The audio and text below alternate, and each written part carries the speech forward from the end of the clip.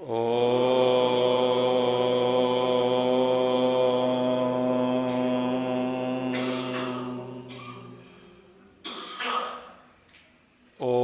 श्री गणेशाय नमः। ओम श्री सरस्वत्यै नमः। ओम श्री गुरुभ्यो नमः। ओम समस्तजनकल्याणे निरतं करुणामयं नमामि चिन्मयं देवं सद्गुरुं ब्रह्मविद्वरं सद्गुरुं ब्रह्मविद्वरम्।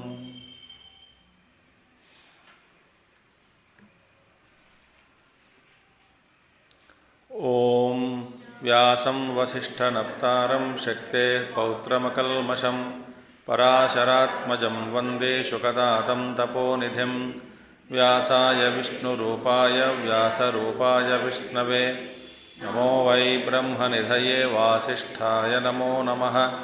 वसुदेवसुतं देवं कंसचाणूरमर्दनं देवकी परमानन्दं कृष्णं वन्दे जगद्गुरुं कृष्णं वन्दे जगद्गुरुम्।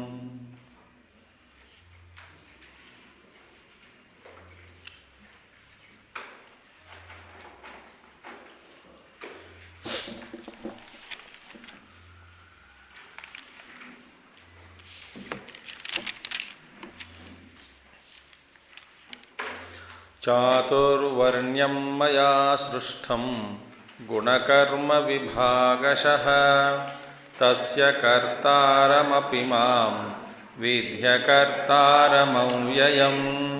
न मां कर्माणि लिम्पन्ति न मे कर्मफले स्पृहा इति मां योऽभिजानाति कर्मभिर्न स बध्यते। एवं ज्ञात्वा कृतं कर्म पूर्वैरपि मुमुक्षुभिः कुरु कर्मैव तस्मात् त्वं पूर्वैः पूर्वतरं कृतं किं कर्म किमकर्मेति कवयोऽप्यत्र मोहिताः। तत्ते कर्म प्रवक्ष्यामि यज्ञात्वा मोक्ष्यसे शुभात्। कर्मणो ह्यपि बोद्धव्यं च विकर्मणः अकर्मणश्च बोद्धव्यं गहना कर्मणो गतिः। ये इस श्लोक को पढ़ाना है ना, कर्मणो ह्यपि बोद्धव्यम, हम इसको पढ़ेंगे। किम कर्म किम अकर्म कवयः अपि अत्र मोहिताः।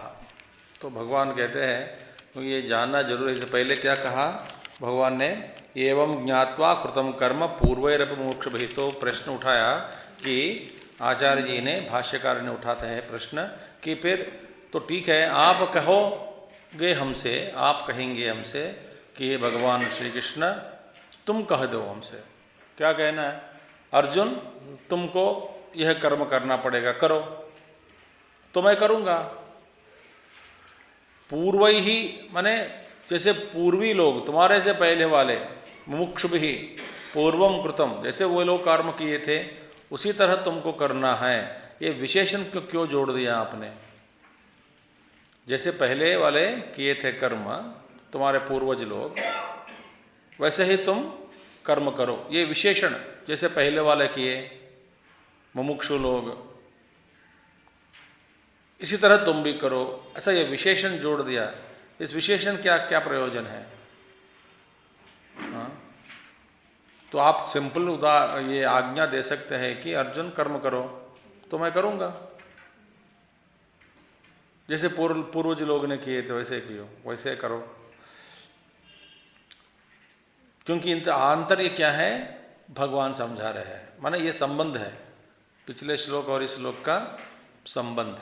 तो इसी को उत्तर देते हुए भगवान ने कहा कि वास्तव में कर्म क्या है और अकर्म क्या है। वहाँ पे किम कर्म किम अकर्म इति कवयः अपि अत्र मोहिताः। बड़े बड़े विद्वान लोग, मेधावी लोग भी इस पर मोहित हो जाते हैं, क्या कर्म है क्या अकर्म है, तो जानना जरूरी है और कठिन है। तो इसीलिए तो भगवान कहते हैं कि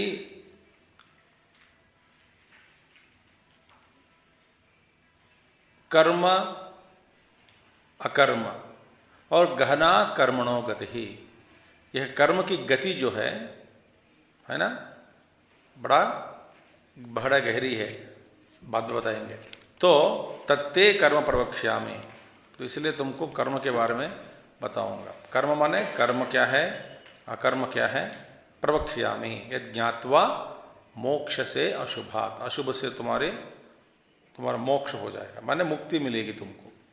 अशुभ माने संसारात मुक्ति।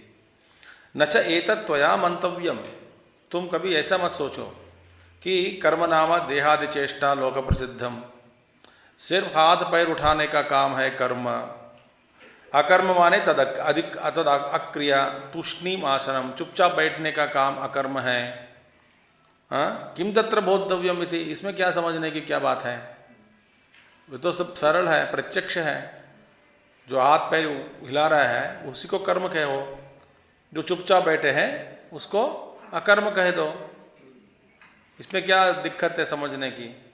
तो ऐसा मत सोचो, क्योंकि ये तीन चीज़ें जो भी है बताने वाले हैं, क्या है, कर्मणः अपि बोद्धव्यम, बोद्धव्यम च विकर्मणः और अकर्मणश्च बोद्धव्यम। तीन, यहाँ पे तीन पद जी के। फर्स्ट वन क्या है, कर्म क्या है, और कर्म को भी जानना चाहिए, कर्म का असली अर्थ जो भी है, कर्म क्या है और विकर्म क्या है और अकर्म क्या है, ये जानना जरूरी है। कर्मणः पे बोद्धव्यम, बोद्धव्यम जो कर्मणः, अकर्मणश्च बोद्धव्यम। क्यों जानना है, गहना कर्मणः गति ही, जो कर्म की गति है जो भी है, ये साधारण रूप से समझना कठिन है, गहराई बहुत है। अच्छा, इस पर हम धीरे धीरे भी विचार करेंगे। कर्मणः, अभी कर्म का मतलब क्या है। कर्म माने देखिए कर्तव्य, पहला कर्म माने क्या है, जो आपका कर्तव्य कर्म जो भी है उसी को कर्म के रूप में स्वीकार करना चाहिए। यहां पे कर्म का माने कर्तव्य, वहां पे है शास्त्र विहितस्य, तो जिस कर्म में आप अधिकृत हुए हैं उसी कर्म को करना, और उस कर्म को ही हम कर्म कहते हैं। जिस कर्म में आपका अधिकार है, ध्यान से सुनना, जिस कर्म में आपका अधिकार है, अधिकृत हुए हैं आप शास्त्र की दृष्टि से, शास्त्र समझाती है कि ये तुम्हारा, शास्त्र समझाता है कि देखो ये तुम्हारा कर्म है, इसमें तेरा अधिकार है, इन सारे कर्मों को तुमको करना ही है, ये सब तुम्हारा कर्तव्य है। तो इस तरह के सारे कर्मों को हम क्या कहते हैं, कर्म। ठीक है, ये समझना जरूरी है। अच्छा, तो शास्त्र विहित, मैंने कुछ भी किया सब कुछ कर्म हो जाए, नहीं, कुछ भी करने से कर्म नहीं हो सकता।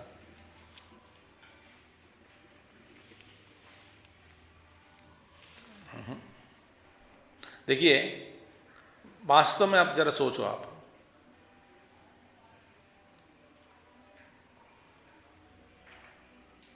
सड़क पर हमारी गाड़ी चल रही है, हम गाड़ी चला रहे हैं, हाँ, गाड़ी चलाना है, गाड़ी चलाना का मतलब क्या है, गाड़ी चलाने का मतलब क्या है, माने सड़क पर गाड़ी चल रही है, हम चला रहे हैं गाड़ी को, इसका मतलब क्या है, माने भारत देश में जो जो विधान है, मार्ग पर चलने का, उस विधान के अंदर अंदर उस विधान को छोड़े बिना, है ना, जो शासन है कि लाल बत्ती जब दिखती है गाड़ी को रोकना है, पीले बत्ती दिखती है गाड़ी चालू करना है, या रोकने का प्रयास करो या आरंभ करने का प्रयास, मानो होश में आ जाओ अभी तुम्हारी बारी आ रही है, या रोकने का या नहीं तो चलने का, दोनों में होश में होना चाहिए ना आदमी को। तो पीले बत्ती होश में आ जाओ, लाल बत्ती रोको, हरी बत्ती चलो। और सड़क पर गति की जो विधान है माने तेज है, इस स्पीड से तुम बाहर आगे ऊपर नहीं जाना चाहिए, स्पीड ही तुम्हारा लिमिट है, यही है इस सड़क पर इसका वेग इतना ही होना चाहिए, गाड़ी का वेग। तो उसको भी अनुकरण।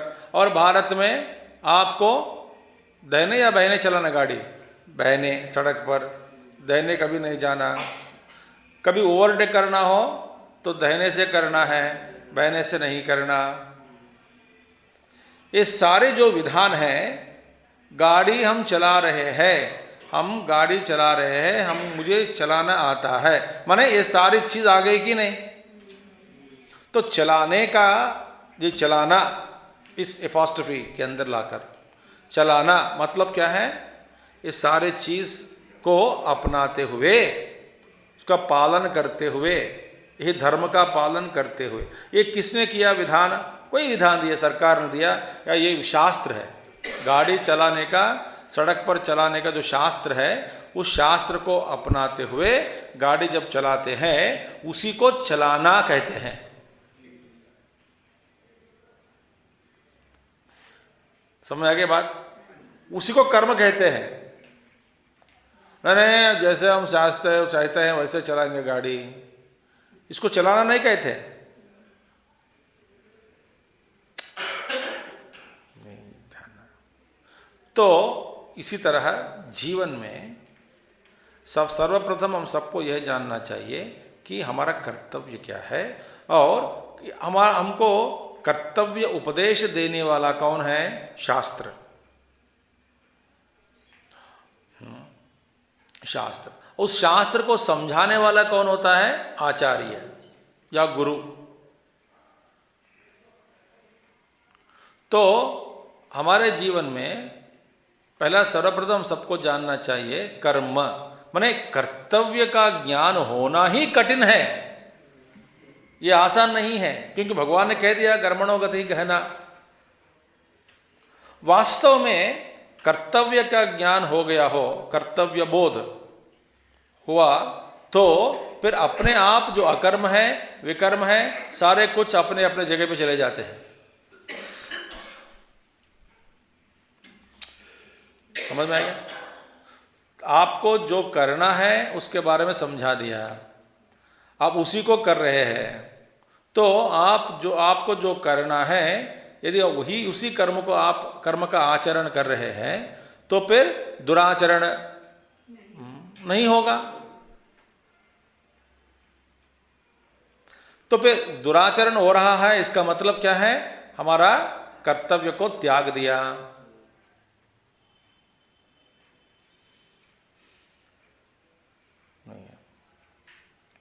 तो तीन बातें हैं इसमें। कर्म का मतलब क्या है? कर्तव्य। कर्तव्य का बोध किसने किया? शास्त्र ने किया। शास्त्र अपन को, हम सबको कर्तव्य का बोध किया किस आधार पे? हमारा अधिकार के अनुसार। माने शास्त्र बताते हैं कि तुम्हारा अधिकार किस में है, बताते हैं कि तुम्हारा अधिकार किस में है, तुम किस में या जिस कर्म में तुम्हारा अधिकार है, तुम अधिकृत हुए हो, उसी का आचरण करो, ये बताने वाला शास्त्र है। तो कर्म का मतलब कर्तव्य कर्म। शास्त्र का उपदेश क्या है? कर्तव्य उपदेश ही शास्त्र करता है। जो नहीं करना चाहिए उसके बारे में नहीं बोलता कि ये करो। निषिद्ध आचरण, विरुद्ध आचरण करने का उपदेश शास्त्र कभी नहीं देता। समझ में आ गया बात? तो कर्तव्य कर्म ही कर्म, उसी को हम कर्म कहते हैं। ठीक है। और विकर्म क्या है? तो कर्मणः माने शास्त्र विहितस्य ही यस्मात् अपि अस्ति बोद्धव्यम, माने तुम्हारा कर्तव्य कर्म क्या है इसको जानना जरूरी है। इसको जानने में कठिनता है, क्योंकि कर्तव्य बोध सभी को नहीं हो सकता, शास्त्र के बिना, गुरु के बिना। और बड़े बड़े आचार्य लोग कहते हैं यदि मनुष्य को वेद विधि के अनुसार अपना कर्तव्य का ज्ञान हुआ हो तो बाकी कुकर्म करने के लिए इसके पास कोई समय नहीं रहता। शास्त्र ने हमको हमारा कर्तव्य कर्म का बोध करके हमारा जीवन पकड़बंदी बना देते हैं।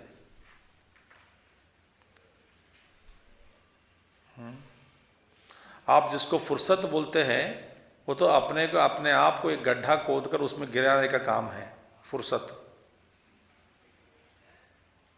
आप फुर्सत बोलते, फुर्सत में क्या करते हैं? फुर्सत माने क्या है? किससे फुर्सत आप ले रहे हैं? कर्तव्य कर्म से।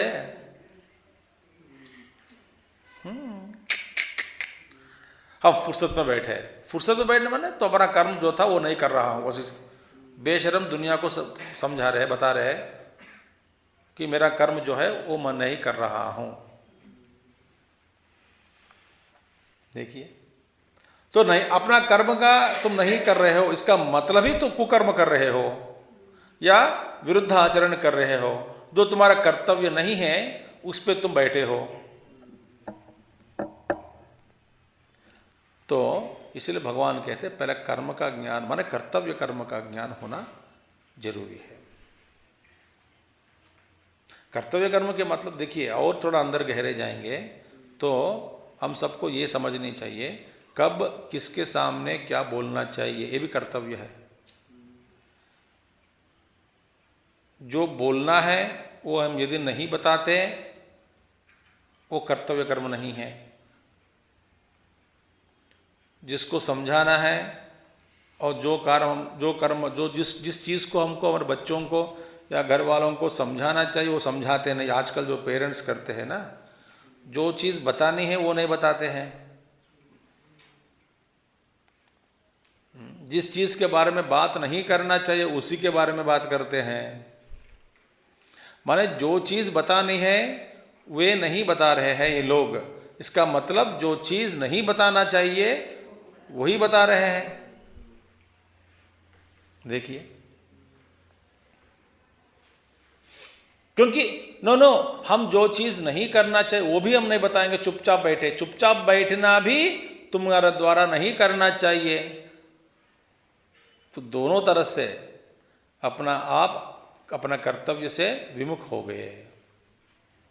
चुपचाप बैठना भी कर्तव्य विमुख हो गए और गलत चीज बताना भी कर्तव्य विमुख हो गए। माने कर्तव्य कर्म को छोड़ा माने आप गिर गए। अब देखिए, अच्छा, आप इस देश में जन्म लिए हैं तो आपका कर्तव्य क्या है? स्त्री हो या पुरुष हो, शास्त्र विधि के अनुसार सुबह सुबह उठने का कर्तव्य है।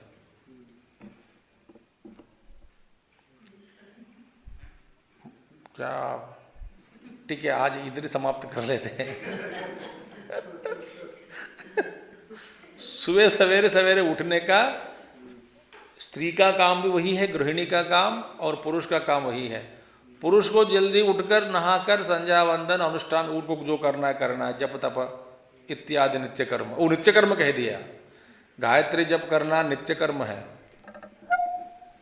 और गृहिणी को जल्दी उठकर माने सबसे पहले उठना है उनको, माने पति से भी पहले उठना है। तुम्हारा कर्तव्य तुम करो, पति उठे या ना उठे छोड़ दो उनको। एक बार जगा के प्रयास करो जगाने का, जग गए तो ठीक है, ना तो छोड़ देना। मगर तुम्हारा क्या कर्तव्य है? स्वामी जी आपने कहा पहले उठकर सबकी तैयारी करो, सबकी तैयारी के लिए सभी नहीं उठते हैं, इसलिए मैं भी सोती हूं।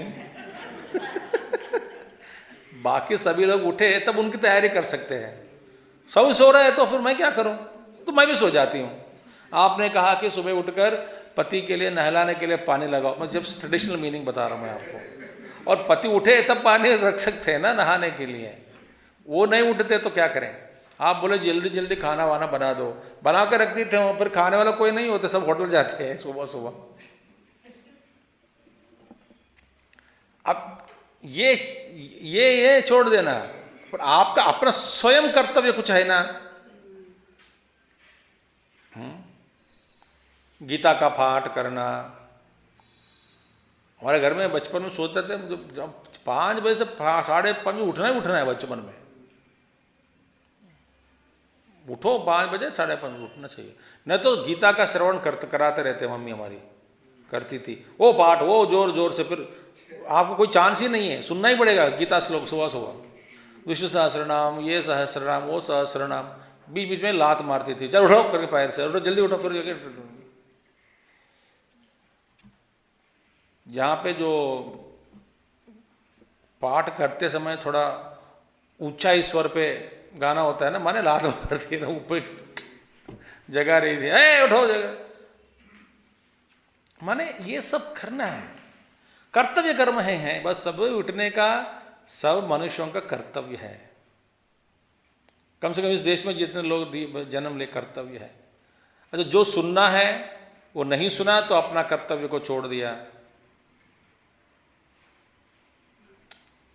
जिसका श्रवण करना नहीं करते हैं तो कर्तव्य से विमुख हो गए। सो इसी तरह कर्म गहन है।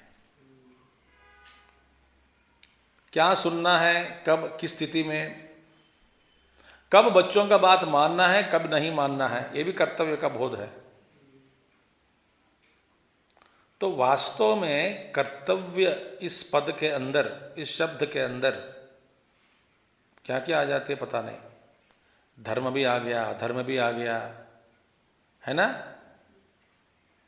तो सूक्ष्म है कि नहीं। तो हर समय हमारा कर्तव्य क्या है।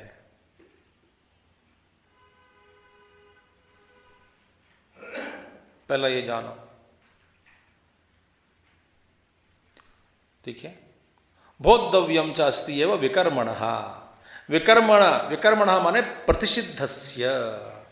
विकर्म का मतलब क्या है, विपरीत कर्म, माने प्रतिषिद्ध कर्म, माने निषिद्ध कर्म, माने जो नहीं करना है, करने योग्य, माने त्यागने योग्य कर्म।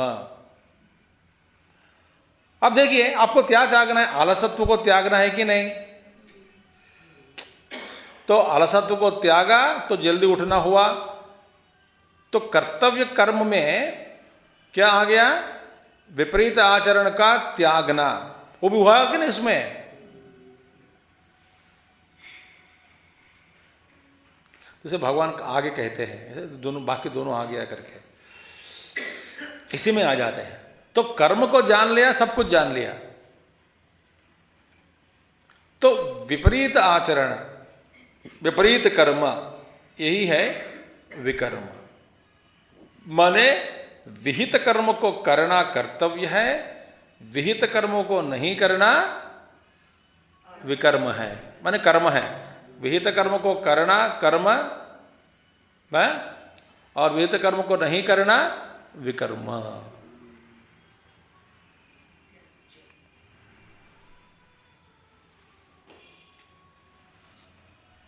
ठीक है।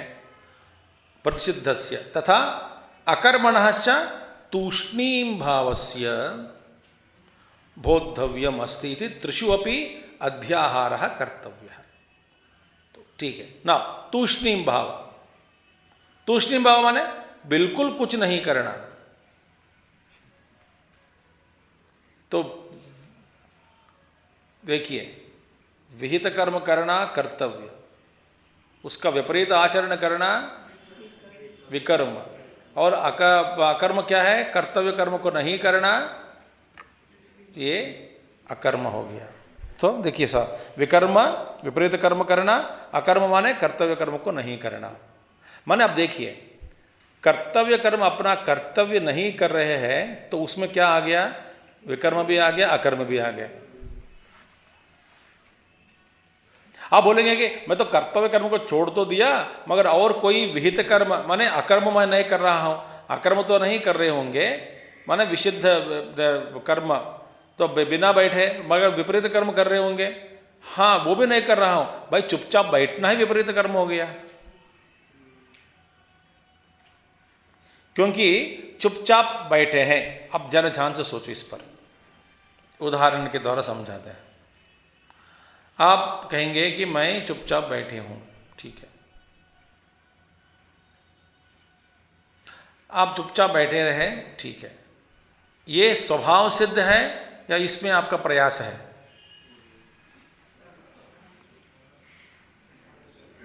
प्रयास है, प्रयास है, क्योंकि अपने आप को आप रोक कर बैठे हैं, क्योंकि मन में तो वृत्तियां चल रही है।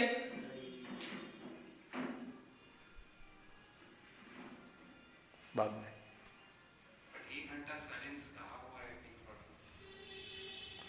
पहले जानो, सिद्धांत जानो। जैसे कि गाड़ी चला रहे हैं, मैंने गाड़ी को रोक दिया ब्रेक डालकर, तो ब्रेक डालना एक कर्म हुआ कि नहीं?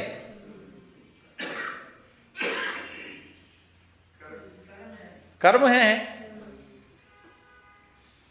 तो कर्तव्य कर्म से मैं अपने आप को रोककर चुप बैठ गया, मैंने अपने आप को रोका ना, वहाँ कुछ कर्म हो रहा है कि नहीं? आप जानते हैं कि ये मेरा कर्म है, तो भी आप नहीं कर रहे हैं, कहते हैं कि चुपचाप बैठ गया हूं। मन कैसी है स्थिति? मन की स्थिति, मन की स्थिति मन की है। मन की स्थिति मन की ही है। अंग्रेजी में मंकी। मन की स्थिति कैसी है? मन की ही है। वहां कर्म हो रहा है कि नहीं?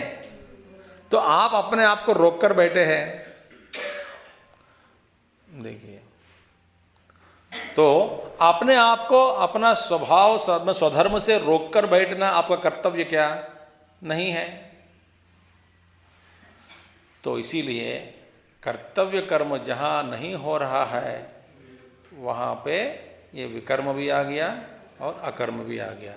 अकर्म माने विरुद्धाचरण, मैंने विहित कर्म को नहीं करना, मैंने और कुछ कर रहे हैं। विहित कर्म को नहीं कर रहे हैं, विहित कर्म को छोड़ दिया, मगर और कुछ कर रहे हैं, वहां भी कुछ कर रहे हैं। तो वास्तव में हमारा कर्म हमेशा के लिए जारी है। नहीं तो हमारा कर्तव्य कर्म करते हैं, या नहीं तो क्या है, प्रतिषिद्ध आचरण करते हैं, या कर्तव्य कर्म को त्याग कर बस स्वेच्छा व्यवहार। इसमें कोई प्रयोजन नहीं है। जैसे कि बालकनी में बैठकर हाथ पैर हिलाते रहते हैं, ये क्या प्रयोजन है? इससे किसी को नुकसान तो नहीं पहुंच रहे हैं, पर अपने आप को नुकसान पहुंचा रहे हैं। हाँ जी, पता नहीं, योगा नहीं, हाथ पैर उठाना होता है। योगा कर रहे हैं तो फिर वो हो गया ना, ये विहित कर्म अपना कर्तव्य कर्म स्वास्थ्य के लिए कर रहे होंगे। तो इसीलिए यस्मात् गहना विषमा दुर्ज्ञाना, विषमा माने बहुत गंभीर है, और माने विषम माने कठिन है जानना। देखिए, दुर्ज्ञान कर्मणः इति उपलक्षणार्थम। कर्मण, क्योंकि भगवान क्या कहा देखिए श्लोक में, कर्मणो गति ही, कर्म की गति बहुत गहन है। अच्छा, आपने भगवान कृष्ण जी कर्म की गति गहन बोल दिया, इसका मतलब फिर अकर्म और विकर्म की गति वो गहन नहीं है क्या? वो भी गहन है। इसीलिए कहते हैं उपलक्षणार्थम कर्मादीनाम कर्म अकर्म विकर्मणाम गति ही। कर्मणो गति माने उसमें कर्म भी आ गया, विकर्म भी आ गया, अकर्म भी आ गया। इन सभी कर्मों की जो गति है वे बड़े गहन है, बहुत अंदर है। इसकी गहराई बहुत है, तो जानना समझना कठिन है। इस पे महात्मा लोग, कवि लोग भी मोहित हुए। ठीक है, अब इस पर आप विचार करना चाहिए। बस सिंपल थिंग, सिंपल क्वेश्चन मैं आपको दे देता हूं, क्या है मेरे जीवन में, मेरा वास्तव में मेरा कर्तव्य क्या है? आप जरा सोचो। अच्छा, बीत गए बातों पर रोना आपका कर्तव्य क्या है? फिर रो मत।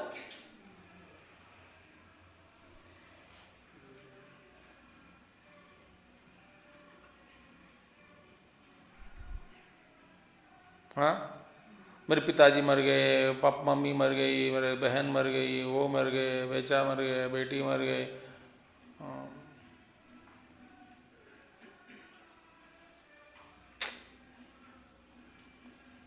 तो आपका कर्तव्य है क्या इतने साल के बाद भी रोना? आप जरा सोचो, हर समय में, हर कदम में, हर व्यवहार में, हर विचार में मेरा कर्तव्य क्या है? अच्छा, और मैं मेरे ही जीवन में, मेरे ही लिए, मैं मेरे ही जीवन में मेरे लिए ही क्या करके बैठा हूं, क्या कर रहा हूं, क्या करना चाहता हूं?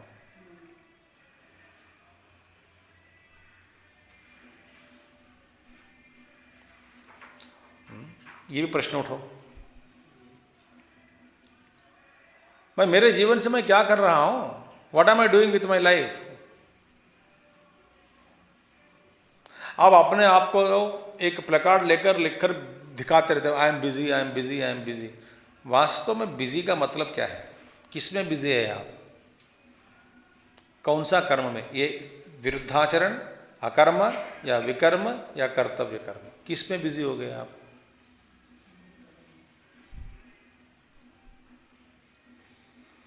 तो इसीलिए भगवान कहते हैं कर्मादीनाम कर्म अकर्म विकर्मणाम गति ही याथात्म्यम तत्वम इत्यर्थः।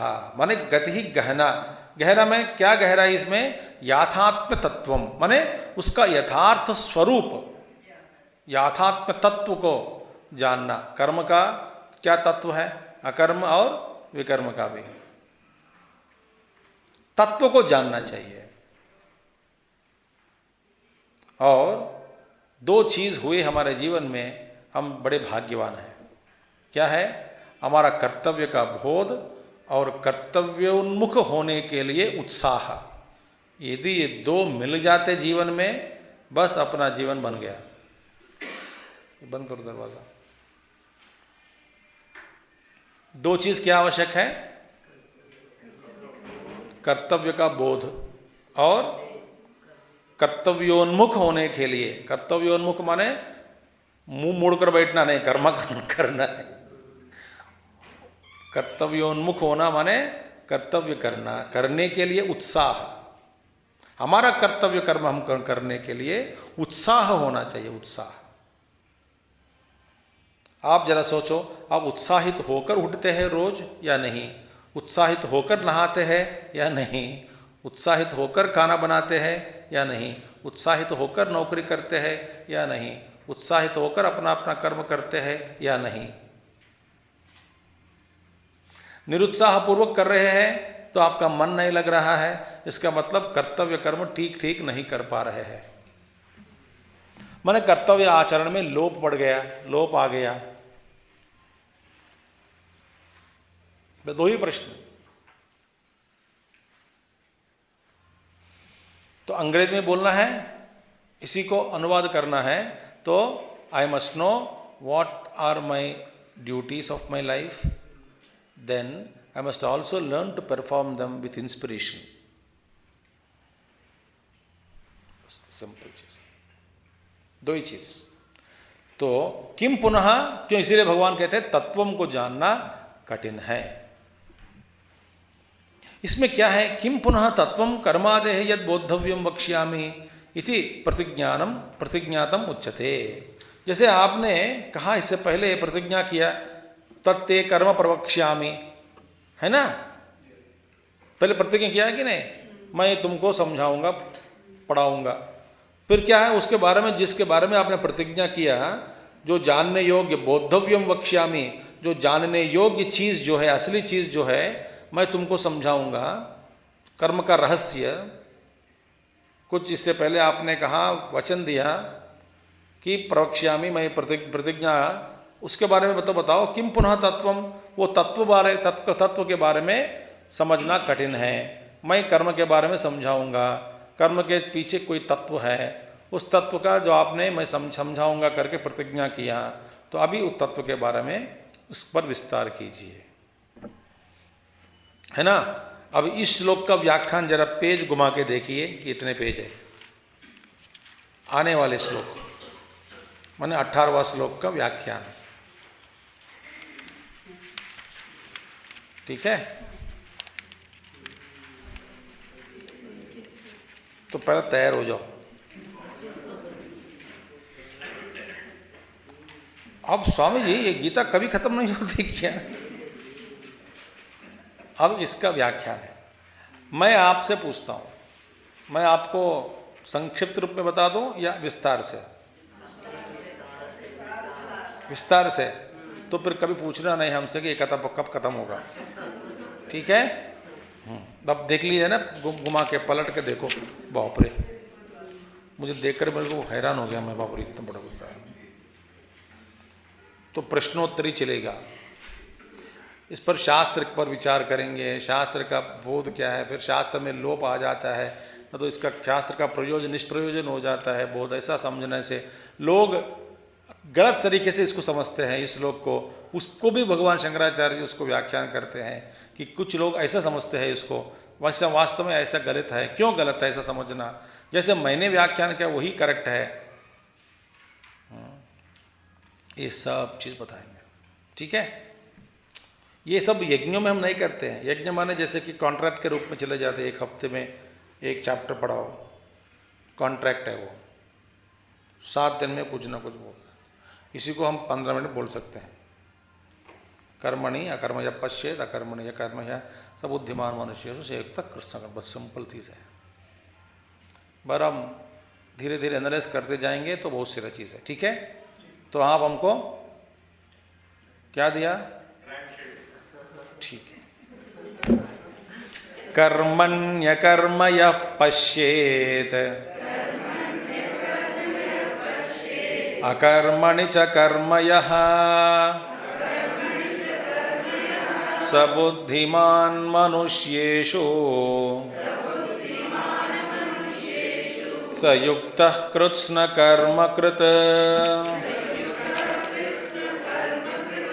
कर्मण्य कर्मय पश्येत् अकर्मणि च कर्मयः स बुद्धिमान् मनुष्येषु स युक्तः कृत्स्न कर्मकृत्। अच्छा,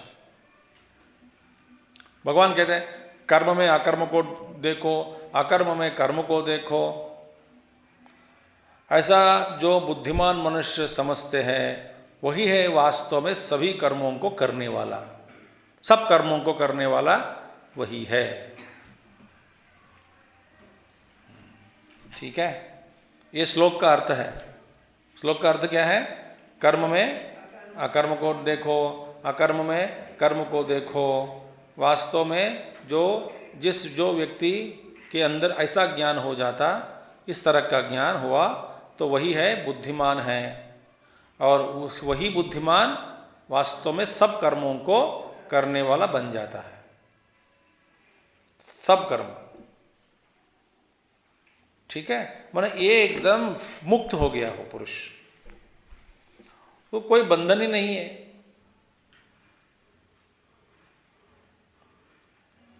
वो कभी गलत काम नहीं करते, मगर सब काम करते हैं, हर तरह के अच्छे अच्छे कर्म करते रहते हैं। किस में फंसते नहीं, किसी में भी फंसता नहीं,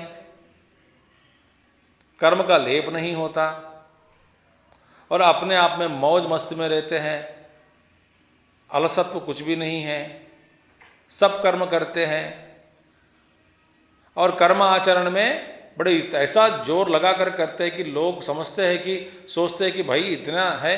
जैसे अज्ञानी व्यक्ति, भगवान श्री कृष्ण समझा ना 3rd चैप्टर में, जैसे अज्ञानी व्यक्ति कर्म करते हैं प्रतिफलापेक्ष सहित, इसी तरह जोर में कोई फर्क नहीं है।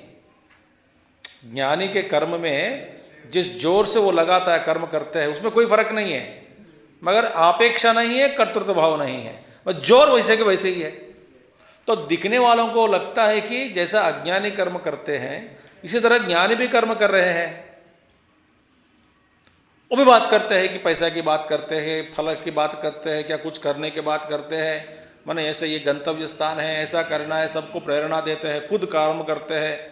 लगता है कि बाबा इतना क्या है, इनमें इतनी इच्छा है कर्म के प्रति। वास्तव में ये ज्ञानी है या अज्ञानी है? नहीं, ऐसा लगता है, मगर वास्तव में वही सब कर्म कर रहे हैं, फिर भी फंसता नहीं। अज्ञानी हर कदम में फंसते फंसते जा रहे हैं। अज्ञानी का जीवन ऐसा है कि हर एक प्रत्येक कर्म में, कर्म करने के बाद उसको एक बॉन्ड लेना पड़ता है कि इस कर्म का मैं फल भोगूंगा और भोग का पर्यवसान जो भी है मैं उसको भी भोगने के लिए तैयार हूं। जब तक वो बॉन्ड नहीं लिखेगा ना, वहां से छूटेगा नहीं। वो छूटकर आगे जाएगा, अगला आगे कदम, नेक्स्ट कदम, आने वाले कदम, वहां पे भी यही बात करेगा फलापेक्षा सहित। और फल को मान लिया माने उसका पर्यवसान भी मान लिया। उसका पर्यवसान चाहे दूसरे जन्म के रूप में या 1000 जन्म के रूप में कभी भी हो सकता है। देखिए, और ऐसा कर्म का कल्पना किया कि मैं भी भगवान नारद जी जैसे कल्पांत में उनका जन्म हुआ, मैं भी अगले आने वाले कल्पों में कम से कम इमीडिएट आने वाले कल्प नहीं है तो कभी कभी किसी ना किसी कल्प में मैं भी ब्रह्मा जी के साथ अवतार लेकर, जैसे नारद जी इस कल्प में जन्म लिया, मैं भी उसी तरह जन्म लूंगा। ऐसा आप बेवकूफ़ एक कोई संकल्प किया समझो, फिर इसका हालत कैसा है, क्या होगी उसको? तो तब तक बीच में क्या चुपचाप बैठेगा? क्या बेंच पर नहीं बैठेगा, बोल देगा मैं कुछ चुपचाप बैठे क्या करूँ, कुछ कर्म करूँगा, बोर हो रहा है। तो बार बार कहीं ना कहीं जाता रहता है, पृथ्वी पे आता है, आकर फिर फंसता है और अपने हाथ को और काला कर देता है। काला माने कर्म से लेप।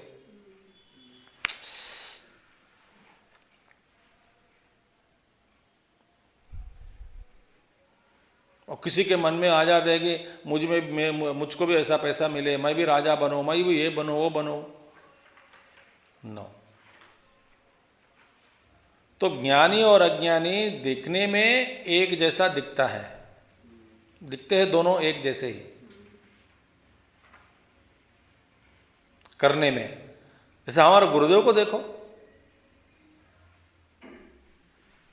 क्या लगन है, लगन उनके पास थे, किस भाव से करते थे कर्म। कभी लगता है कि वो वेदांत पढ़ा रहे हैं, हमको लगता है कि हम वेदांत उनसे ज्यादा, सुनने वालों को, क्योंकि लगता है कि गुरुदेव कर्म फंस गए होंगे। ऐसे संतर के बात करते हैं, इसके बात करते हैं, बिल्डिंग के बारे में बात करते हैं, फिर ये करो बोलते हैं, वो करो बोलते हैं, बताते हैं, मार्गदर्शन देते हैं, लेटर लिखते हैं, फ़ोन करते हैं, पढ़ाते हैं, किताब लिखते हैं, बेचते हैं, मार्गदर्शन देते रहते हैं, मिलता कुछ नहीं उनको वास्तव में।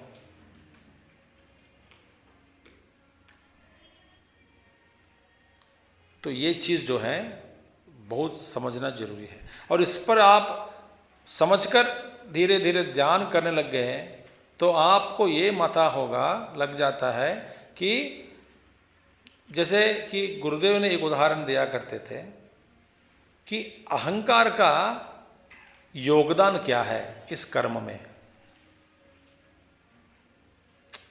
एक दृष्टि से, पारमार्थिक दृष्टि से अपना अहंकार का योगदान कर्म में, चाहे कोई भी कर्म ले लो, स्वकर्म ले लो, न तो देश के लिए ले लो, जो भी कर्म हम कर्म करते हैं वास्तव में अहंकार का योगदान क्या है और कहां तक है?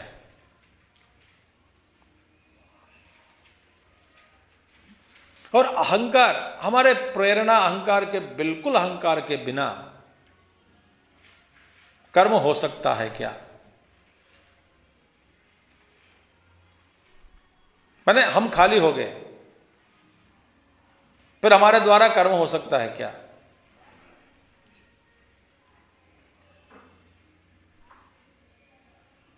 तो गुरुदेव उदाहरण दिया करते थे, एक अच्छे उदाहरण।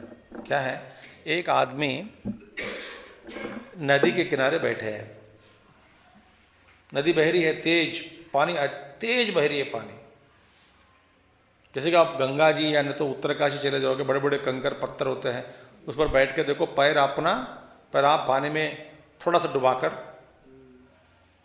बैठ सकते हैं। आप पानी का जो वेग है उसको आप महसूस कर सकते हैं। कभी पैर भी उड़ते जा रहे हैं पानी में, लगता है कि बाप रे इतना तेज है पानी का तेज। अच्छा, ऐसा एक व्यक्ति बैठे, बैठकर जिस दिशा में पानी बह रही है उसी दिशा में वो अपना पैर, दोनों पैर को पानी में डुबाकर हिला रहे हैं और कहने लगे, मैं ही इस पानी को पुश कर रहा हूँ, बहने दे रहा हूँ, और मेरे ये हिलने से ही पानी बह रही है। ये कर्म जो चल रही है, पानी बहने के कर्म, बहने का कर्म, उसको चलाने वाला मैं ही हूँ। क्यों? उस पर मेरा पैर लगाकर मैं भी पैर हिला रहा हूँ। क्या है? मैं उसका एक, हमारा योगदान, मेरे वजह से ये पानी घूम रही है, चल रही है। अब जरा पैर उठाकर देखो, पानी रुकता है क्या? फिर जो चलने वाले कर्म में आप अपना पैर डालकर ये कह रहे हो कि मैं कर रहा हूं।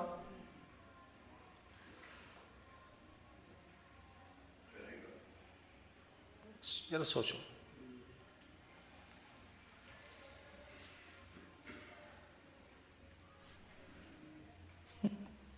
आप इस पर सोचोगे ना,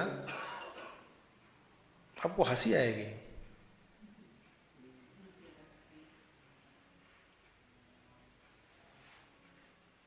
कर्म छोटा हो या बड़ा हो, तो हमारा ये अहंकार का योगदान उसी तरह है।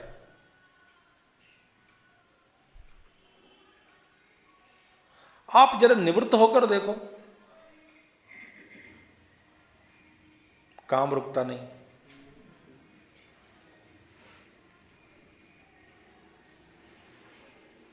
हर घर में सोचते कि मैं मरने के बाद पता नहीं कैसे चलेंगे, कैसे जीवित रहेंगे आप, मेरे जाने के बाद।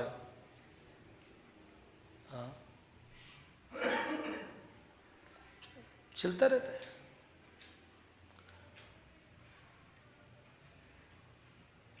और एक बात आपको मैं, ये तो संदर्भ नहीं है, मैं ला रहा हूं तुमको, आपको समझाने के लिए, अहंकार के साथ जुड़कर कुछ है। जब कोई व्यक्ति मर जाते हैं ना, वहां पर शव पड़ा रहता है, पार्थिव शरीर, और लोग क्या कहते हैं, शव को ही शिव मानते हैं। सुना कि नहीं? इसलिए उसकी प्रदक्षिणा भी करते हैं। वो बोलते हैं कि क्यों, शव ही शिव। बोल, सुना है कि नहीं आप? ऐसा पहले वो बता, वो सुना है कि नहीं, ना तो उदाहरण उड़ जाएगा। सुनो, शव ही शिव है। नहीं सुना तो अभी तो सुन लिया ना, और क्या है। तो शव ही शिव है। अच्छा भाई, जब तक ये जीवित रहे तब हर व्यक्ति उनको घमंडी आदमी, दुश्मन, वो पागल, ये वो, ऐसा इतने अनेक प्रकार के टाइटल दे चुके हैं। वो मरने के बाद वो शिव कैसे हो गया? हाँ, वास्तव में पहले जिंदा थे, तब क्या है, अब क्यों है? अभी जब जिंदा रहे उसमें अहंकार के कारण वो शुद्ध नहीं था। अभी अस्तित्व के रूप में वही सर्वव्याप्त शुद्ध चैतन्य पड़े हैं वहां पे। तो उस शरीर के अस्तित्व को मलिन इससे पहले शिव नहीं कहा उनको। क्यों नहीं कहा? वो दूषित हो गया। किसके द्वारा? अहंकार के द्वारा। एक अहंकार रहा उसमें कुछ काल, वो अपना घर बनाकर रहा, तब उसको जब जब वो जिंदा रहे कोई शिव नहीं कहा। वो चला गया, पवित्र हो गया। तो जब हमको दूषित करने वाला इस शरीर को, तत्वों को, तत्व माने 24 तत्व जो भी है, ये अहंकार ही सारी सभी चीजों को दूषित, विष है, विष। हर कर्म, अच्छे कर्म करते, अच्छा खीर बनाया, बस एक ही बूंद विष डाल दिया तो क्या?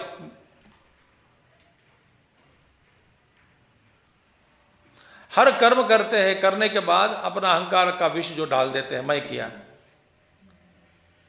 विष दूषित हो गया, पूरा विष बन गए। अच्छा खीर बनाकर उसमें विष डाल दिया, जैसा कि, तो देखिए, आप अपना योगदान को हटाओ, फिर भी कर्म चलेगा। इसलिए बांसी में भगवान बजाते हैं ना, उसमें क्या है? खाली।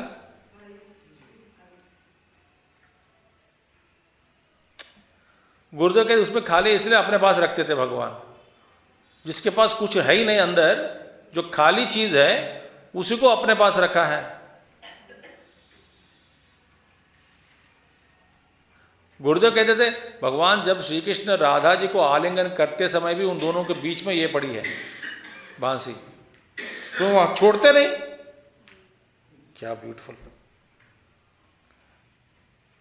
जो कुछ भी नहीं है तो भी उससे ही चलाता है काम। इसीलिए हमको ये जरूरी है जानना कि अहंकार का योगदान क्या है।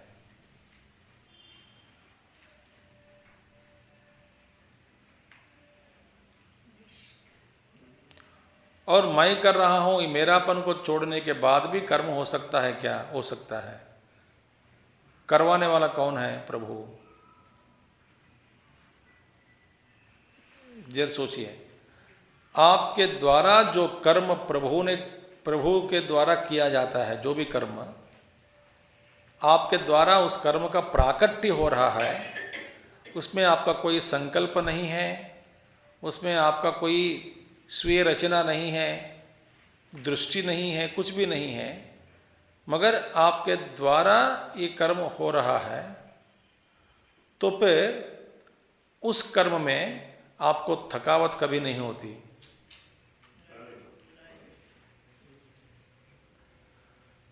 स्वास्थ्य बनी रहेगा, बीमार कभी नहीं पड़ेंगे। ये बीमार कभी नहीं, कोई रोग नहीं होगा। शरीर में थकावट के कारण दर्द हल्का हल्का कुछ होगा तो भगवान कुछ टिक करके फिर यूज करेगा शरीर को। हमारे गुरुदेव जब हम एक कार्यक्रम किए थे बहुत साल पहले, गुरुदेव ने इसका नाम दिया चांट गीता लैंड सिद्धबरी। पहले चांट गीता लैंड वाशिंगटन किए देश भर में, उसके बाद फिर चांट गीता लैंड सिद्धबरी हम सिर्फ आंध्र प्रदेश में भी किए। जो I was coordinator for Andhra Pradesh at that time. तो मैंने बोला, गुरुदेव को लिख दिया, शारदम्मा भी थी, शारदा प्रियानंदम्मा, वो तो टास्क मास्टर थी बाबा, तो वो पूरा गाइडेंस दे दिए। गुरुदेव भी लिखा है कि उनके पास पूछो, जाके मार्गदर्शन ले लो, करो करके स्टेट लेवल पे करो। तो हमारा है तो ठीक है। 4-5 महीने इतने मुश्किलों से गुजर कर, बड़ी मुश्किल से पैसा के लिए मुश्किल, कारण वर्कर्स नहीं थे, ये नहीं थे, वो नहीं थे, जब सिस्टम भी नहीं था, ईमेल नहीं था, मोबाइल नहीं था, सुविधाएं नहीं है, सिर्फ पोस्ट कार्ड लिखो, पहुंचा दो, कोरियर करो, पैसा खर्च करो, जाओ घूमो, ऐसे ऐसे करके फिर बहुत सारे कर्म सभी डिस्ट्रिक्ट्स में, 20 डिस्ट्रिक्ट है तो उसी सभी डिस्ट्रिक्ट्स में, हर जिला में हम प्रयास किया और बहुत अच्छा हो गया कर्म। और इतना अच्छा, गुरुदेव भी कुछ थे, फिर अल्टीमेटली अच्छा हो गया प्रोग्राम। इसके बाद मैंने लिखा कि ऐसे हो गया, ऐसे हो गया, तो गुरुदेव एक लेटर लिखा अब देखो पहला वाक्य देखिए, हमको लिखा, गुरुदेव मुझे लिखा कि dear so and so, all these months you are not conscious of how Lord has worked through you. ये पहला sentence, you are not conscious बोला, तुझे ही नहीं बता कैसे प्रभु ने तुझसे करवाया, यू आर नॉट कॉन्शियस। वो पहला वाक्य मैं पढ़कर आंखों से पानी आ गया। अरे भाई प्रभु करवाया वो तो मालूम है, फिर भी ये गुरुदेव जैसे लिखते हैं ना, हेडर है मेरे पास है। तो फिर नेक्स्ट वाक्य लिखा देखिए, if you could meet expenses after completing all levels of competition, it is again his grace. ठीक है, और in case of any shortage let me know बोला। बच्चा ना, बच्चे थे तब उस समय में, अब वो पढ़कर और भी रोना लग गए, प्रश्न क्या, what is support, in case of any shortage let me no.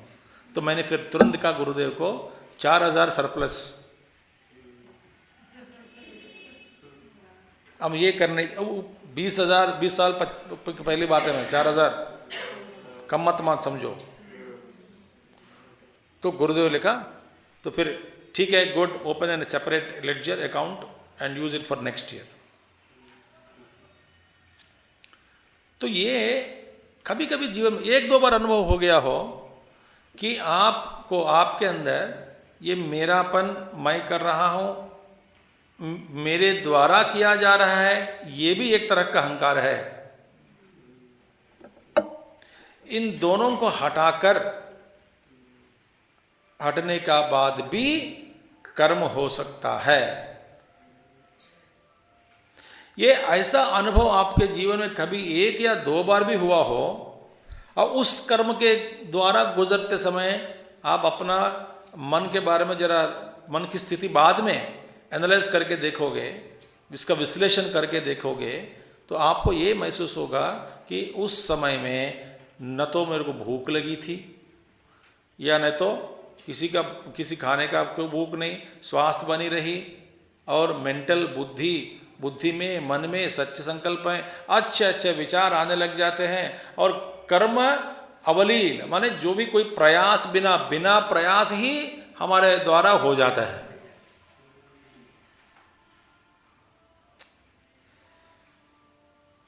देखिए, तो तब वास्तव में क्या इतने कर्म हुआ, और इसके पीछे ज्ञानी लोग ये महसूस करते हैं, वास्तव में मुझे को हटा दिया तो मैं तो अकर्म ब्रह्म हूं, और सारा कर्म हो रहा है। और क्या हो रहा है, जैसे प्रभु चाहता है करने दो। सभी भक्त लोग, महात्मा लोग, ज्ञानी लोग इस सिद्धांत को, इस सच्चाई को जान लिया, जानकर आराम करने लगे जीवन में। वास्तव में वही आराम है। आप जीवन में आराम करना चाहते हैं, इस सिद्धांत को पहचानो, सच्चाई को जानो, और आपको तुरंत आराम मिल जाएगा। ऐसा आराम मिलेगा कि आपको उस आराम से बाहर निकलना नहीं चाहते आप। सारा कर्म होता रहेगा, मगर आपको अंदर में इतना आराम ही आराम, राम ही राम।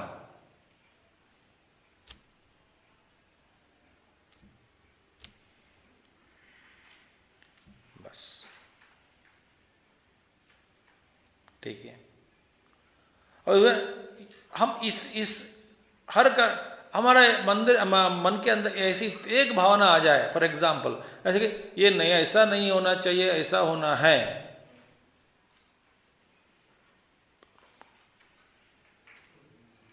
हो जाते हैं। और कभी दिव्य संकल्प बड़े बड़े भक्तों के द्वारा, महात्माओं के द्वारा, जब दिव्य संकल्प का प्राकट्य होते समय कोई आस उपा जो लोग भी रोकने के लिए प्रयास करते हैं ना, इस संकल्प के सामने उनका कुछ नहीं बिगड़ सकता इनका, क्योंकि वो पता नहीं जब क्या निकलता क्या प्राकट्य।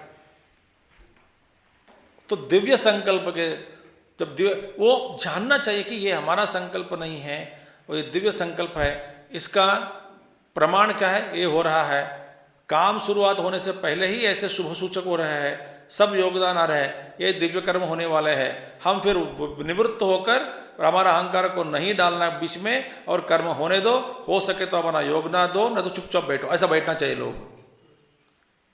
दिखता है एक महात्माओं के द्वारा कुछ बड़े बड़े कर्म।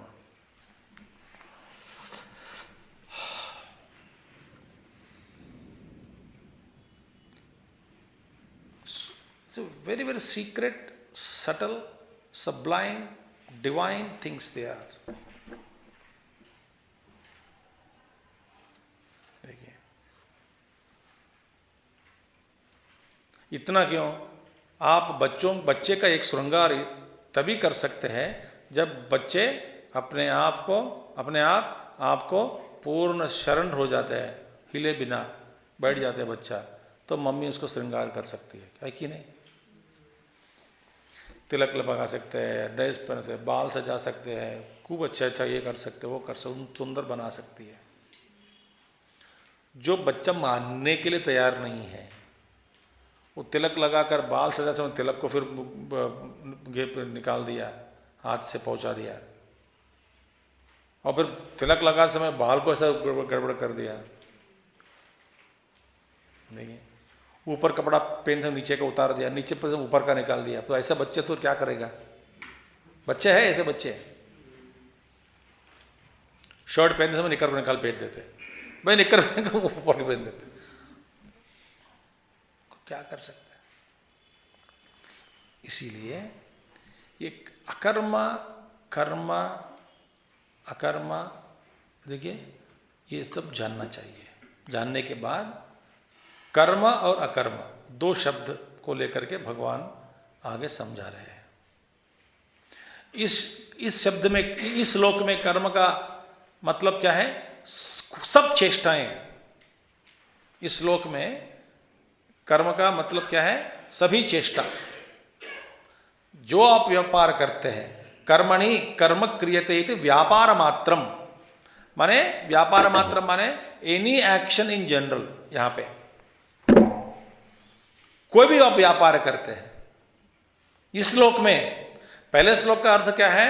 कर्म अकर्म विकर्म शास्त्र विहित कर्म को, कर्तव्य कर्म को कर्म कहा गया है ना, विरुद्धाचरण को विकर्म कहा गया, और कर्तव्य कर्म को त्यागना, बिना करे बैठा, उसको अकर्म कहा गया।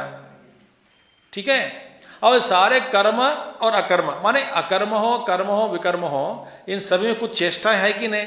चेष्टाएं हैं। तो ये सारे चीज को एक ही चेष्टा के रूप में, एक कर्म के रूप में मान लो। पहला ये तो कर्म हो गया, शायद वो कर्म हो, अकर्म हो, विकर्म हो, इन सब तीनों में चेष्टा है ना। तो चेष्टा है, तो चेष्टा होने के कारण ये सारे चीज को कर्म समझो, इसलिए व्यापार मात्रम कहे गए यहां पे इस श्लोक में। तो कर्म क्या है? क्रियते इति माने किया गया या किया जाए, क्रियते कुछ किया जाए माने कर्म किया जाए। व्यापार मात्रम चेष्टा मात्र, इसको कर्म मान लो। अच्छा, दूसरी बात क्या है? तस्मिन कर्मणि, उस कर्म में, तस्मिन कर्मणि अकर्म, अकर्म माने कर्म अभावम। यहां पे अकर्म माने एब्सेंस ऑफ एक्शन, कर्म का अभाव। माने ये दो ही चीज समझो आप, एक कर्म और कर्म का अभाव। वो कर्म में सारे अकर्म विकर्म सब कुछ है, वो चेष्टा के रूप में आप मानकर एक इकट्ठा करके कर्म का नाम दे दो आप, कर्म। और कर्म का ऑपोजिट क्या है? अकर्म। अकर्म माने यहां पे कर्म का अभाव। अच्छा, बिल्कुल कर्म का अभाव किसमें है? ब्रह्म में।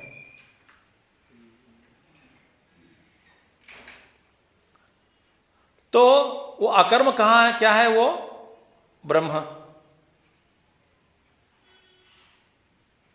तो जिसमें माने आप देखिए, अब भगवान कहते हैं तस्मिन कर्मणि, इस कर्म में माने सभी चेष्टाओं में अकर्म, कर्म भावम, कर्म अभावम, या पश्येत स पश्यति, या पश्येत माने पश्यति, आकर में आ गया अनुवाद के लिए, या पश्येत माने कर्म या पश्येत, तो अकर्म कर्म अभावम या पश्येत, जो कर्म में माने अकर्म में, तस्मिन अकर्मणि, उस कर्म में कर्म अभावम या पश्येत, माने कोई एक ऐसा विद्वान है, ज्ञानी है, इस सारे चेष्टाओं में उनको चेष्टा रहित वस्तु का दर्शन हो गया।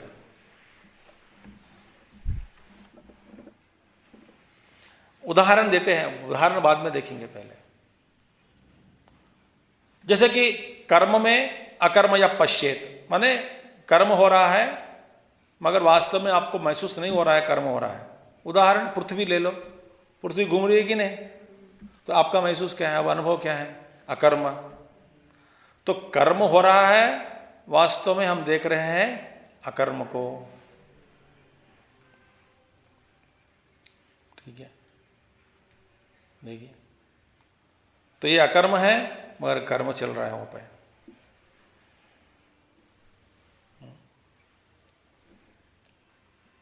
जैसे कि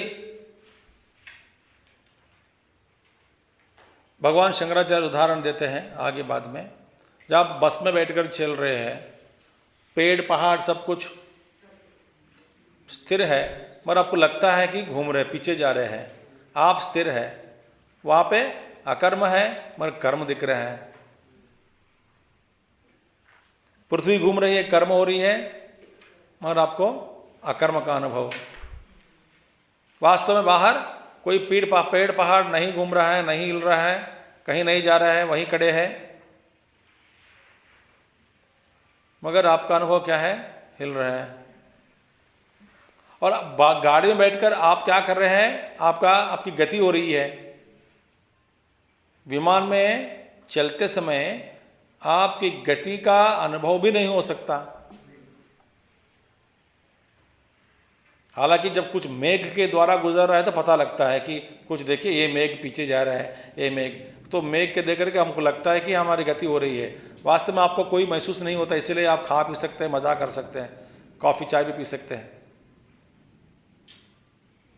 देखिए इतनी तेजी से गति चल रही वहां पे। नक्षत्रों को देखो, वो भी घूम रहे हैं, गति हो रही है, मगर आपका अनुभव क्या है, स्थिर है।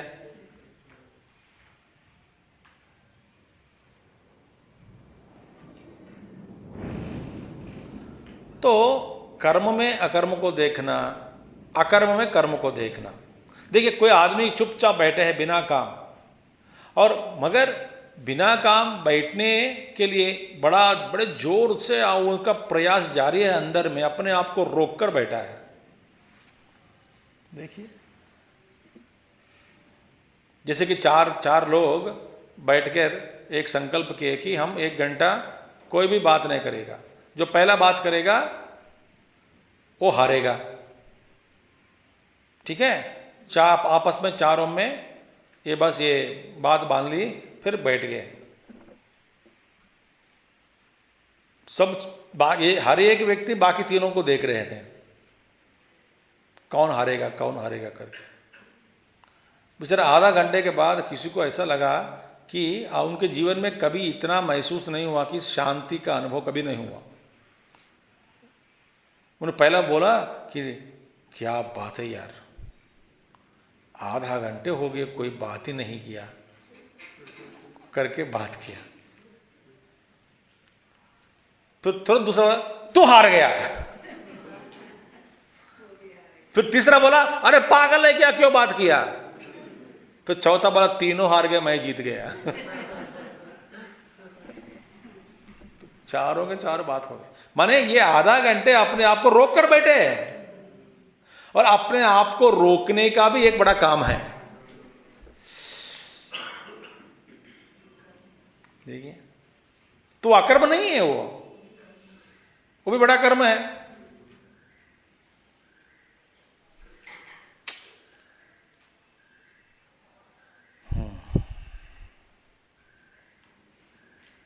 ये बड़ा रहस्य है, ये रहस्य को जानना चाहिए। भगवान कहते हैं अकर्म कर्म अभावम यः पश्येत्, अकर्मणि च कर्म अभावे कर्तृत्व कर्तृतंत्रत्वात् प्रवृत्ति निवृत्तयोः वस्तु अप्राप्य एव ही सर्व एव क्रियाकारकादि व्यावहारः अविद्या भूमौ एव कर्म या पश्येत पश्यति। ना अब एक एक लाइन है। तो अकर्मण च कर्म अभावे, मैंने कर्मण अकर्मण में कर्म अभाव में। अब देखिए जो कर्म को देखता है वही। कर्तृतंत्रत्वात् प्रवृत्ति निवृत्ति, भैया आप प्रवृत्ति करो या निवृत्ति करो, दोनों में कर्तृतंत्रत्व है, माने उसमें प्रयास है। प्रवृत्ति में कर्तापन है, निवृत्ति में भी कर्तापन है।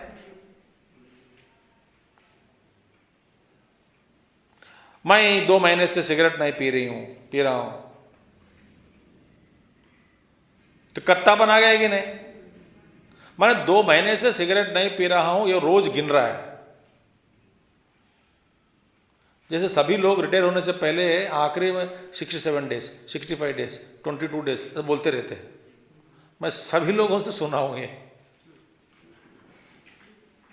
रिटायर होने से आदमी बोलते स्वामी जी 55 दिन है, 50 दिन बाकी है, और बस 20 दिन बाकी है, 10 दिन बाकी है। तो रोते रोते क्यों? पता रोते कहते हो या तब हंसते हंसते कह रहे, पता नहीं, मेरे गिनना क्यों? तो इसका मतलब क्या है कि प्रवृत्ति में निवृत्ति, प्रवृत्ति निवृत्ति दोनों भी कर्तृतंत्र हो गए। कर्तृतंत्र, कर्तृतंत्रत्वात्, उसमें कर्तृत्व आ गया। किसमें? प्रवृत्ति में भी और निवृत्ति में भी। मैं सबसे निवृत्त हो गया हूं, ये तो मेरे कर्तापन है। भाई अपने आप को रोका कि नहीं? हाँ जी। कैसा? जोर लगाकर, बल लगाकर, होश में रहते हुए। संकल्प तो होता है कि मन में होता है कि वही काम करो, फिर भी अपने आप को रोककर मैं बैठा हूं। इससे मैं इस काम से मैं अपने आप को रोककर व्यवहार कर रहा हूं, रोक कर बैठा हूं। माने उसमें तो कर्तृत्व आ गया कि नहीं? आ गया। तो फिर वही कर्म हो गया। जहां पर कर्तृत्व है वो कर्म है। तो भगवान कहते हैं कर्तृतंत्रत्वात् प्रवृत्ति निवृत्तयोः, और इसके अलावा वस्तु अप्राप्य एव ही सर्व एव क्रियाकारकादि व्यवहारः अविद्या भूमौ एव। देखिए वस्तु अप्राप्य माने जब तक भगवत साक्षात्कार नहीं होता, आत्मज्ञान नहीं होता। वस्तु माने भगवत वस्तु, सद वस्तु। वस्तु अप्राप्य, आत्म तत्व को प्राप्त नहीं किया, अप्राप्य एव ही। जब तक आपको आत्मज्ञान नहीं होता तब तक आपको क्या है? अकर्म का अनुभव नहीं हो सकता। आप जिसको निवृत्ति करके बैठते हैं उस निवृत्ति में भी एक कर्तृतंत्रत्वात्, कर्तृतंत्र होने के कारण उसमें कर्तापन है। जहां पर कर्तापन है वो आंतरंगिक कर्म है, वहां पर भी कर्म हो रहा है, वो अकर्म नहीं है। जिस निवृत्ति में कर्तापन नहीं है वो क्या है? वो निवृत्ति प्रवृत्ति निवृत्ति से भी ऊपर है, उसको कहते हैं अकर्म। उस अकर्म में न प्रवृत्ति है न निवृत्ति है। ये प्रवृत्ति निवृत्ति एक दूसरे का प्रतियोगी है। प्रतियोगी माने they are opposite to each other. Doubt आता है, एक दूसरे का प्रतियोगी है, ठीक है। और ये अकर्म क्या है? किसी का प्रतियोगी नहीं है, ये प्रवृत्ति निवृत्ति से भी ऊपर बैठे हैं, क्योंकि निवृत्ति में भी कर्तृत्वपन है। देखिए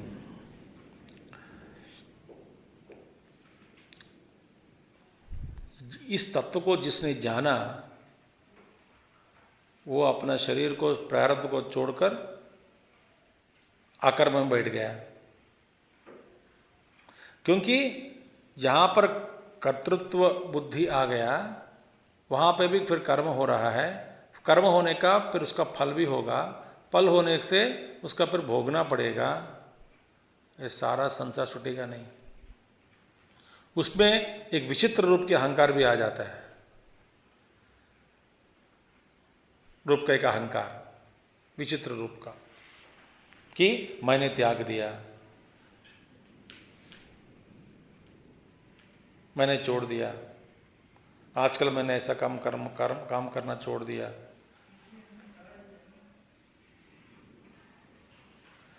फिर आदमी सोचते सोचते, कई लोग ऐसा है कि बात को नहीं समझ पाते और फ्रस्ट्रेट हो जाता है कि फिर ये क्या आध्यात्मिक चिंतन है, ये भी करने से भी कुछ नहीं होता, वो भी करने से कुछ नहीं होता, फिर क्या मरूं क्या, फिर क्या है, वो तो फ्रस्ट्रेट हो जाता है। फिर क्या, कैसे समझना चाहिए इसको।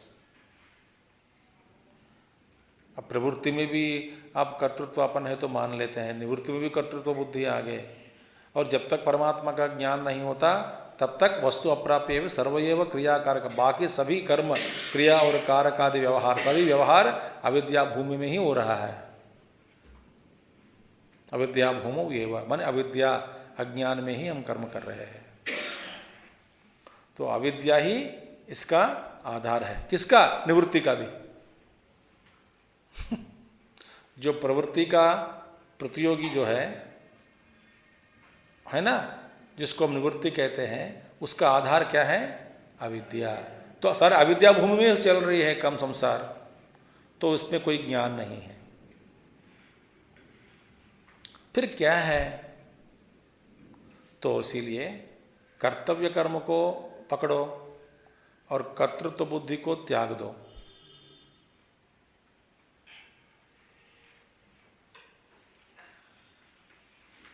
ठीक है, बस आप जो भी आप देखिए, ध्यान से सुनिए, जिसको आप कर्तव्य मानकर बैठे हैं, है ना, आप समझते हैं ये मेरा कर्तव्य है और आपको करना है, ठीक है। ये बार जरा सोचो, आपको उस कर्म के लिए ये आपका कर्तव्य है, आपको करना है, ऐसा किसने दिया? शास्त्र। शास्त्र के वक्ता कौन है? गुरु स्वरूप क्या है? ईश्वर। तो आप, मेरा कर्तव्य आप जिसको समझकर बैठे हैं, आप उसको थोड़ा घुमाकर देखो,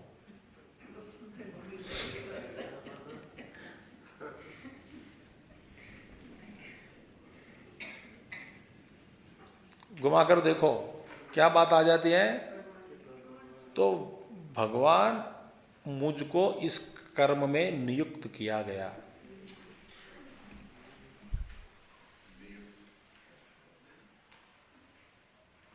नियुक्त माने एम्प्लॉयड में। अब क्योंकि आप हिंदी भी नहीं जानते कुछ लोग, आप मेरा कर्तव्य छोड़ दो, ये टर्मिनोलॉजी, इस तरह की भाषा छोड़ दो, पद प्रयोग छोड़ दो। फिर क्या करेंगे? पता नहीं यार, मुझको भगवान ने भेजा, तो भगवान ने मुझे समझाया, बताया कि ये सारा कर्म करो। कैसे मालूम? नियुक्त किया गया। पर ये तुमको शास्त्र के द्वारा भगवान ही समझा रहा है, जिस हालत में मैं बैठा हूं, ठंड लग रही है तो चादर ओढ़कर बैठो। तो चादर ओढ़ना क्यों भाई? तुम ठंड में बैठे हो, किसने बिठाया? परमात्मा ने।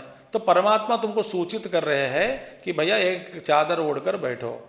चादर ओढ़कर बैठने का क्या काम है? कर्तव्य कर्म हो गया। क्यों करना पड़ा? इसलिए कि आप ठंड में बैठे हैं, है ना। किसने बिठाया ठंड में? परमात्मा ने। फिर चादर ओढ़ने में आपको कर्तृत्व भाव क्यों होना चाहिए?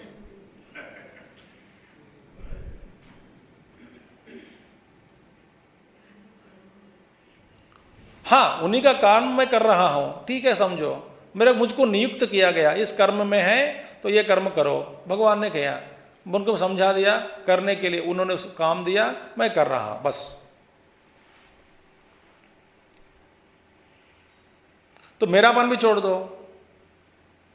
तो उसी कर्तव्य कर्म को शास्त्र के परिभाषा में हम जिसको हमारा कर्तव्य करके मानते हैं, उसको आप दूसरे ढंग से देखोगे, भगवान इन इन कर्मों में इस जीवन में मुझे नियुक्त किया, किस लिए नियुक्त किया, क्या कारण है, ये सब मुझे जानने के लिए कोई इच्छा नहीं है।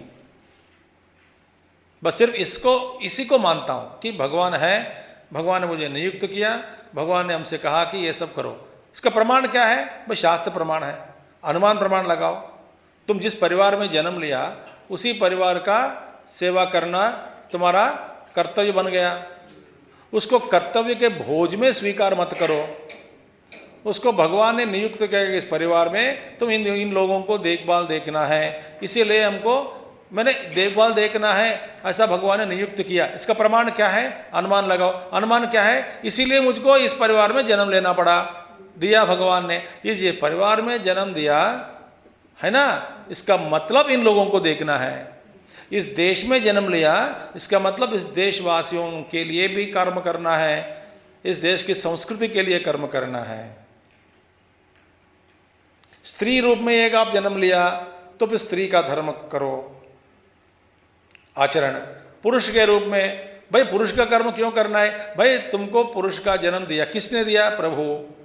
तो तुम्हारा अपना धर्म करो।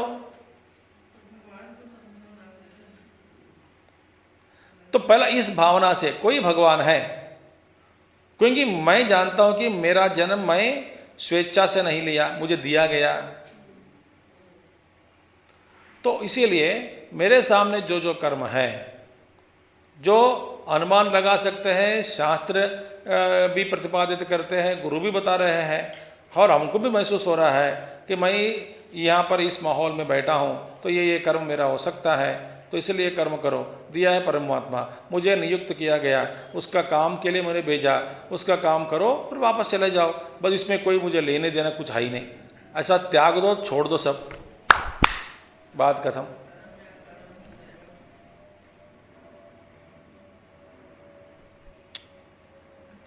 अब इसको भी नहीं मानते, उसको भी नहीं मानते, किसी सिद्धांत को भी नहीं मानते, फिर एक ही मानते हैं, क्या? मैं जन्म लिया, मैं कर्म करता हूँ मेरे फल के लिए, भगवान कुछ नहीं दे रहे। भगवान कुछ दे रहे नहीं है, जो देना है वो देते हैं बस। मजे को नियुक्त किया गया थंका के बिना। बोलते हैं कि तुमको जो जो चाहिए मैं दे दूंगा, सामग्री देने वाला हूं, इसके अलावा कोई थंका नहीं दूंगा। अब बन गए काम, और क्या चाहिए? जब जब जो चीज चाहिए आवश्यक है वो दे रहे हैं।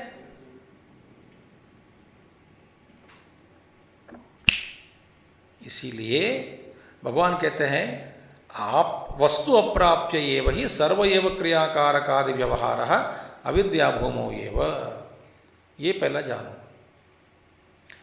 तो ब्रह्म की प्राप्ति के बिना अकर्म का अनुभव होना मुश्किल है।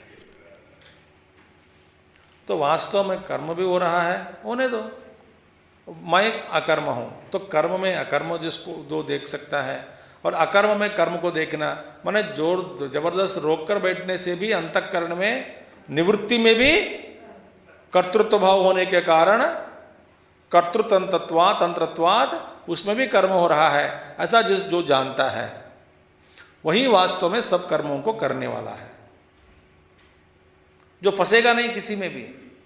जो समुद्र में भी तैरने का, नदी में भी तैरने का, तालाब में भी तैरने का, कुएं में जो कूद कर काम करने का, इसी तरह सभी प्रकार के पानियों में बिना मरे तैरने का जिसका ज्ञान है वही सब कर्म कर सकते हैं। माने सभी पानियों में, सभी पानी में हर तरह का काम करने वाला हो सकता है कि नहीं?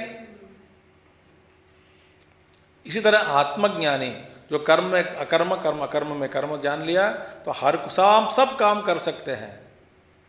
ये नीच कर्म है, वो उत्कृष्ट कर्म है, ये श्रेष्ठ है, ये गौण है, ये मेरे द्वारा मेरे स्टेटस के विरुद्ध है, ये सब बातें नहीं करते। वो सब में तैरने में, कुआं में डाल दो तैरेगा, समुद्र में डाल दो बचकर बाहर निकलेगा। ठीक है? That is the beauty of बुद्धिमान मनुष्य। ओम पूर्णमदः पूर्णमिदं पूर्णात् पूर्णमुदच्यते पूर्णस्य पूर्णमादाय पूर्णमेवावशिष्यते। ओम शांति शांति शांति। हरि ओम श्री गुरुभ्यो नमः। हरि ओम सद्गुरुनाथ महाराज की जय।